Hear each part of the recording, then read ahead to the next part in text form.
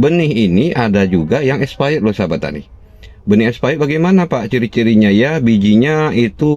Yang ketiga, benih yang tidak dianjurkan itu, yang paling tidak cocok untuk dijadikan benih itu bijinya yang sudah Assalamualaikum warahmatullahi wabarakatuh sahabat tani ya. Kita jumpa lagi. Jadi kita dapat pertanyaan dari sahabat tani kita ya, Pak, saya sudah lakukan cara Bapak, pilih buah kopi yang merah, jemur, rendam ya dengan air garam dan memberikan bawang merah. Nah, jadi video tentang persemaian ini sudah saya muat, sudah sangat lama ya, video yang dulu ya sahabat tani. Jadi karena dapat komentar ini, sahabat tani kita meminta bagaimana sih Pak solusinya kok bisa gagal tumbuh seperti itu. Oke, kan kita bahas sahabat tani. Jadi cara yang salah akan mengakibatkan kegagalan yang merugikan kita. Merugikan apa? Ya banyak sekali. Merugikan waktu, merugikan harapan ya seperti itu, dan merugikan dalam segi bidang lainnya sahabat tani. Oke, jadi perlu saya luruskan pada sahabat tani, dan juga saya anjurkan pada sahabat tani bila mana ada salah satu cara yang salah. Nah, jadi di sini saya bahas ulang kepada sahabat tani ya. Oke, kita masuk ke pembahasan pertama, yaitu tentang pemilihan buah merah untuk calon biji atau pembenihan. Oke, ada juga benih dipesan melalui online seperti itu. Jadi sekarang kita bahas dulu pemilihan benih melalui buah merah atau petikan dari indukan. Oke sahabat tani, itu seperti di konten saya kemarin sahabat tani ya, bahwa pemilihan biji merah ini tergantung dari indukannya usia berapa.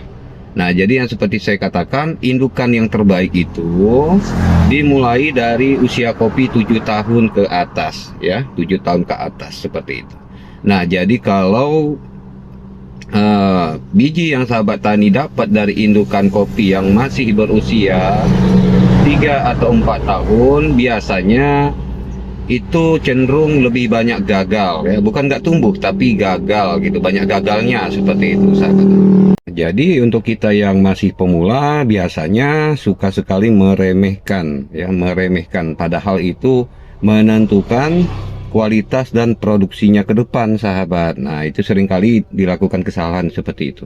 Apalagi sahabat tani yang ada memesan benih melalui online ya, melalui toko-toko online ya, kita kadang-kadang belum tahu tentang kebenaran dari benih tersebut. Artinya begini, apakah benih itu masih bagus ataukah benih itu sudah expired gitu. Jadi sahabat tani, benih ini ada juga yang expired loh sahabat tani.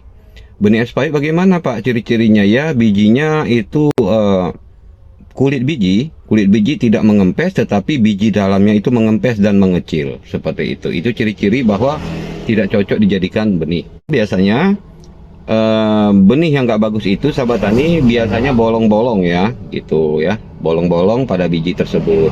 Yang ketiga, benih yang tidak dianjurkan itu, yang paling tidak cocok untuk dijadikan benih itu bijinya yang sudah terlalu warna putih gitu sahabat tani ya. Putihnya sudah seperti, memang sangat putih sahabat tani, putih abu-abu seperti itu. Pada dasarnya secara alamiah biji kopi yang terbaik itu terlihat dari kulitnya itu kekuning-kuningan, bukan terlalu putih ya seperti itu. Itu bisa jadi banyak juga sih petani kita melakukan kesalahan, mungkin bukan kesalahan ya, karena terlalu sering ya memesan di toko online. Jadi akhirnya begitu disemai di tempatnya akhirnya gagal sahabat tani gitu ya. Itu juga patut dipelajari oleh sahabat tani, kenapa bisa gagal kan seperti itu ya. Nah, yang kedua sahabat tani, hal-hal yang paling sering dilakukan kesalahan yaitu kopi yang merah. Lalu setelah kita pilih-pilih, kita kupas ya, sudah pasti kita keluarkan bijinya. Langsunglah kita cuci dan langsung kita jemur. Nah, ini kesalahan yang berat juga, ini fatal. Padahal di video saya sudah saya katakan, setelah buah merahnya dikupas, jangan lupa direndam. Kenapa direndam? Supaya kita bisa mengetahui mana biji yang mengapung, mana biji yang tidak mengapung. Jadi biji yang mengapung itu biji yang tidak cocok untuk benih. Kalau biji yang berat dia akan tenggelam, itu cocok untuk benih sahabat tani. ya. Nah, jadi Pak, saya ada menemukan di buah merah kopi saya itu isinya bijinya 3 Pak, gitu ya.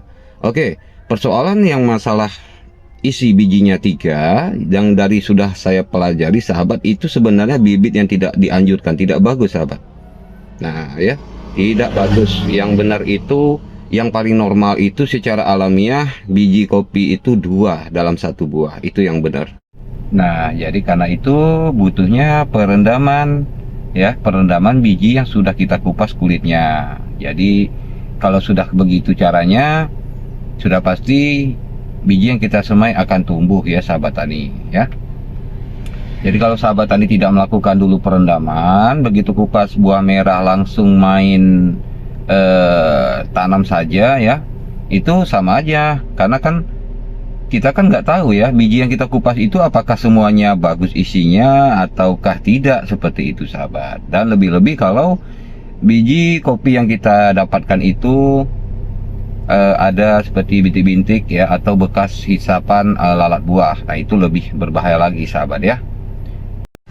Oke ya, ada lagi sahabat tani, lahan untuk persemaian. Lahan untuk persemaian, kalau di lahan kita sekiranya lahannya kurang subur atau tidak subur, lalu kita semai biji, itu biasanya juga bakal gagal tumbuh sahabat tani ya.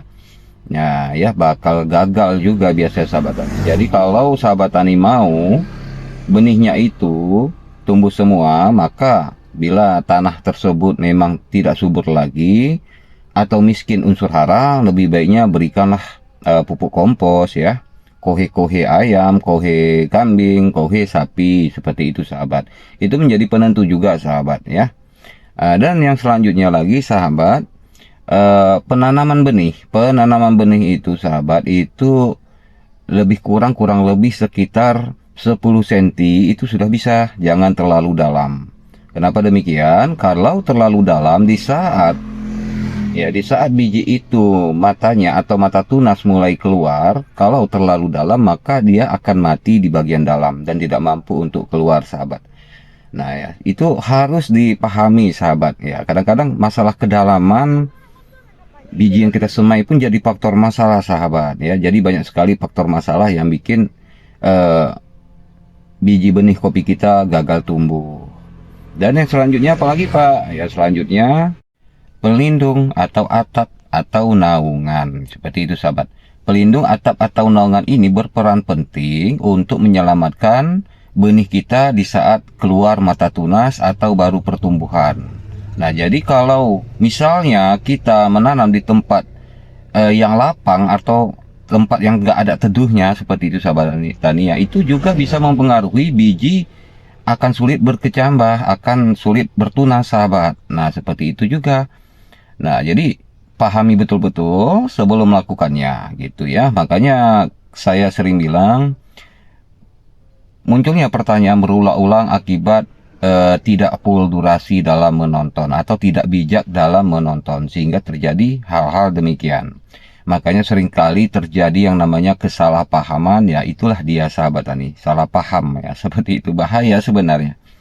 Bahkan saya sahabat tani dulu waktu saya masih memang awam, tidak pernah tahu, baru mulai menanam kopi, itu saya mempelajari konten sebelah, konten orang itu berulang-ulang sahabat. Bukan sekali tonton, tapi puluhan kali berulang-ulang. Jikalau ini misalnya saya udah nonton 2-3 kali berulang-ulang ya kan, tahu-taunya lupa, ya udah saya tonton ulang gitu ya.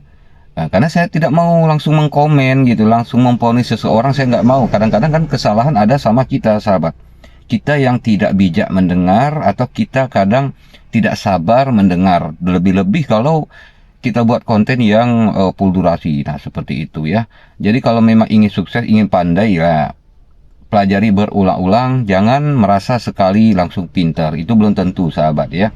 Nah, ada lagi nih sahabat tani ya, hampir lupa saya sahabat tani, yaitu pembenihan atau penyembaian biji di saat musim kemarau. Nah, ini bagaimana nih Pak? Kalau musim kemarau tempat kami Pak, berapa kali sih anjurannya penyiraman?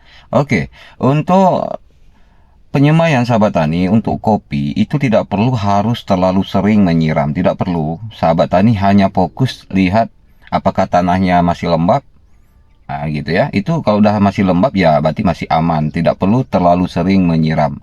Lebih-lebih kalau kita kan pakai naungan ya, pelindung. Jadi kan otomatis kelembapan tanah terjaga sahabat. Nah, itu wajib diperhatikan juga sahabat tani. Nah, jadi tapi Pak, saya ada melihat orang melakukan penyemaian biji tanpa pelindung loh Pak. Bagaimana kok bisa tumbuh? Nah, seperti ini sahabat. Nah, itulah ada faktor masalah dengan MDPL.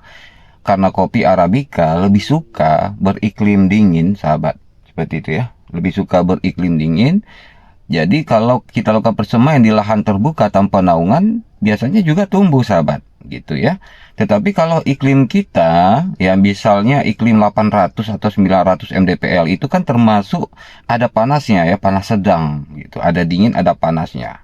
Tapi panasnya tidak seterik panasnya di MDPL 200, 300, 400, tidak seterik itu ya. Nah, kalau di MDPL 800, 900 di tempat kita sahabat tani, lebih baik pakaikan pelindung atau naungan ya, naungan persemaian supaya kelembapannya terjaga, pertumbuhannya baik dan pucuk atas atau tunas benih kopi Arabica kita itu tidak mengalami apa ya, hangus ya, seperti itu bagian atas. Nah, oke, jadi sedikit curhat nih dari saya ya. Saya waktu itu sahabat tani ada mengkoleksi atau mengumpulkan benih-benih kopi Arabica terbaik ya. Ada jenis varietas kopi Ateng ya, Ateng Janda, Ateng Super, Ateng Pemalah. Dan untuk tim-tim ada juga tim-tim biasa, tim-tim jantung, tim-tim longberry juga ada, seperti itu sahabat tani. Jadi itu sudah saya koleksi di saat itu, namun tanpa kita sangka, tanpa kita duga terjadilah bencana alam yang mengerikan di beberapa waktu lalu ya sahabat tani, sehingga biji-biji benih-benih yang saya simpan itu habis tersapu oleh banjir bandang seperti itu. Jadi ya saya harus kembali koleksi atau kumpulkan ya sahabat tani ya, mau gimana lagi. Oke sahabat tani dimanapun Anda berada, jikalau ada yang kurang jelas silahkan ditanyakan lagi, nggak apa-apa ya. Lebih-lebih untuk petani kopi yang pemula, yang masih tidak tahu sama sekali, masih awam, silahkan bertanya. Di sini kita berbagi ilmu karena Allah ya. Kita tidak boleh pelit-pelit, kita berbagi apa yang kita bisa, kita berbagi apa yang kita yakini, dan kita berbagi sesuai pengalaman yang telah kita lalui sahabat tani. Oke, kalau begitu sahabat tani ya. Assalamualaikum warahmatullahi wabarakatuh.